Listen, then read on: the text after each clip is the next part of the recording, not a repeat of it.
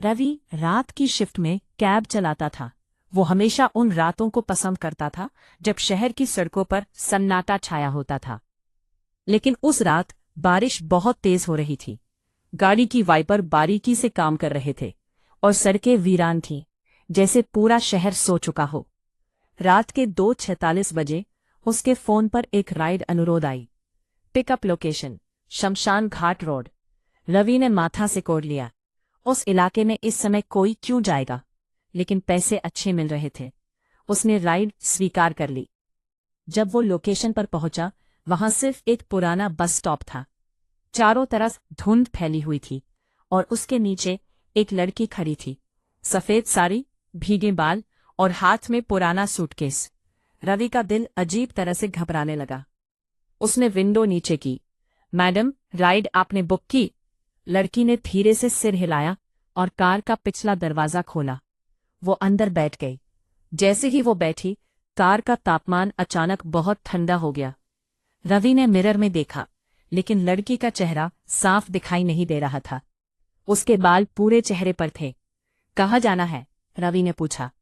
कुछ सेकंड की चुप्पी के बाद लड़की ने बहुत धीमी आवाज में कहा, पुराना पुल। रवि के हाथ स्टीयरिंग पर कस गए।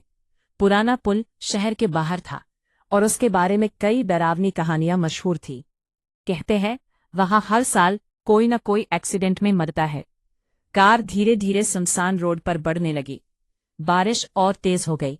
तभी रेडियो अपने आप ऑन हो गया। उसमें से खरखराती आवाज आई, रात 3 बजे उस पुल पर मत रुकना, वो कभी वापस नहीं जाता। अचानक पीछे रखा सूटकेस अपने आप खुल गया। अंदर एक पुरानी न्यूज़पेपर थी। उसकी हेडलाइन पढ़ते ही रवि की सांस रुक गई।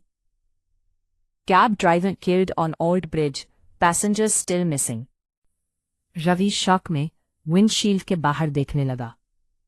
उसकी कैब अब सड़क पर दौड़ रही थी और पीछे वही लड़की बैठी थी, लेकिन इस बार वो नॉर्मल इंसान जैसी दिख रही थी। भीगे बाल, डरी हुई आंखें और हाथ में वही सूटकेस। भैया जल्दी चलिए, उसने कांपती आवाज में कहा। रवि समझ नहीं पा रहा था क्या हो रहा है। तभी सामने से तेज रोशनी आई।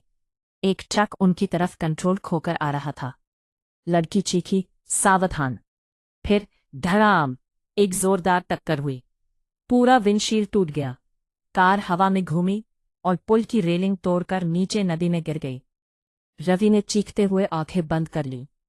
कुछ सेकंड बाद सब शांत हो गया। धीरे धीरे उसने आंखें खोली। वो फिर उसी पुल पर खड़ी कैब में था। बारिश, धुंध, सन्नाटा, जैसे कुछ हुआ ही नहीं। लेकिन उसके हाथों पर खून लगा था और स्टीयरिंग व्हील टूटा हुआ था। तभी पीछे से लड़की की आवाज आई, अब याद आया? रवि धीरे धीरे पीछे मुड़ा। इस बार लड़की का चेहरा पूरी तरह बदल चुका था। आधा चेहरा कुचला हुआ, माथे से खून बह रहा था और उसकी आंखें पूरी सफेद। रवि कांप गया।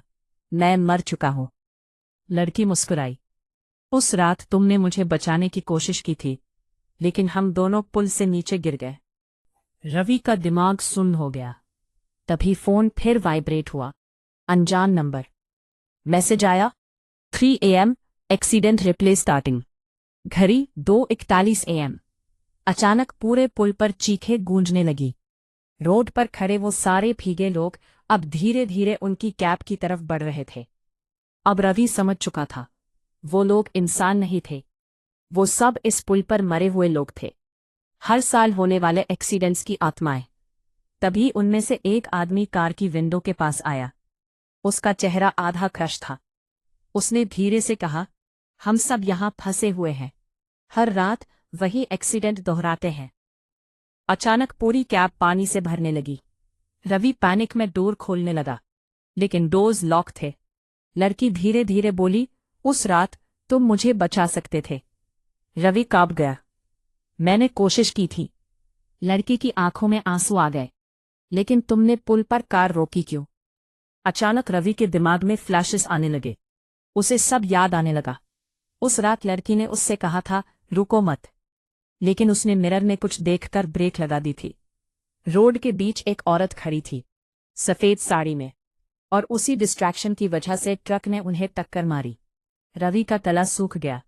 वो कौन थी? तभी पूरे पुल पर अचानक औरत की हंसी गूंज उठी। धीमी, डरावनी धुंध के बीच एक छाया दिखाई दी। सफेद साड़ी, लंबे बाल। वो धीरे धीरे उनकी तरफ चल रही थी। बाकी सारी आत्माएं डरकर पीछे हटने लगी। लड़की कांपने लगी। वो हमें जाने नहीं देती। रवि की सांसें तेज हो गईं। कौन है वो? लड़की ने फुसफुसाकर कहा, पहला एक्सीडेंट। अचानक पूरा पुल कांपने लगा। नदी का पानी उबलने लगा और धुंध के बीच से दर्जनों डूबी हुई कारें दिखाई देने लगी। सबकी हेडलाइट्स पानी के अंदर जल रही थी, जैसे नीचे पूरा कब्रिस्तान हो। सफेद साड़ी वाली औरत अब कैब के बिल्कुल सामने खड़ी थी। उसका चेहरा दिखाई नहीं दे रहा था, लेकिन उसके पैरों के नीचे पानी नहीं, खून बह रहा था। फोन फिर वाइब्रेट हुआ। अनजान मैसेज। अगर आज रात पुल पार नहीं किया तो तुम हमेशा के लिए यहीं फंस जाओगे। घड़ी 3 बजे। और तभी सामने वही ट्रक फिर दिखाई दिया, तेज स्पीड में उनकी तरफ आता हुआ। लड़की चीखी, इस बार मत रुकना। ट्रक की हेडलाइट्स पूरी कैब में चमक गईं। रवि ने पूरी ताकत से स्टीयरिंग पकड़ा। उसकी आंखों के सामने सफेद साड़ी वाली औरत खड़ी थी, वही जिसने उसे पहली बार रुकने पर मजबूर किया था। लेकिन इस बार उसने ब्रेक नहीं दबाया। उसने एक्सेलरेटर पूरी ताकत से दबा दिया। ट्रक करीब आता गया और आखिरी सेकंड पर पूरा पुल अचानक अंधेरे में डूब गया।